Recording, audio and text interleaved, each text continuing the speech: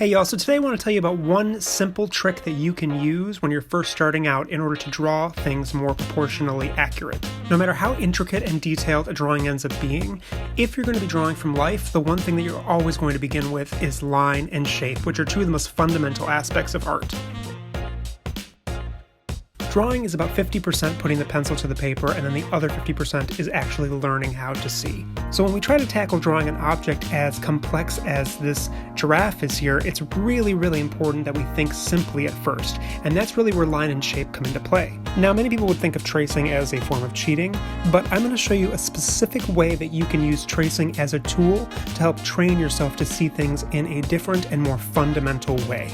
Alright, so the first thing I'm going to do here is I'm just going to place my image on top of a light box, and then just using a piece of computer paper and a pencil, I'm going to trace the outline. Now, if you don't have a light box, that's totally fine. You could easily just use a piece of tracing paper for this exercise as well. After we finish tracing our outline, we're going to set the photo off to the side, and we're going to use the traced outline as our reference point for the start of our freehand drawing instead of the photo. Now, the benefit here, of course, is that we now already have our original image broken down into some basic lines and shapes. So when we start drawing something complex, it's going to be much easier for us to discern how these individual pieces of the puzzle fit together within the whole. For me, when I was first learning how to draw, I would draw from a lot of magazine photos just because they were readily available. And I always found it so challenging to try to get things proportionally accurate, especially if I was working from an image that had a lot of detail.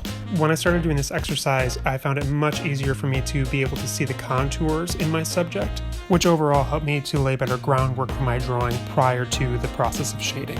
Now, although this exercise is eventually something you're not going to want to have to do before you're drawing, when you're first starting out, it can be incredibly helpful to use as a training tool that'll show you how to see things in a more fundamental way and how important it is to begin simply.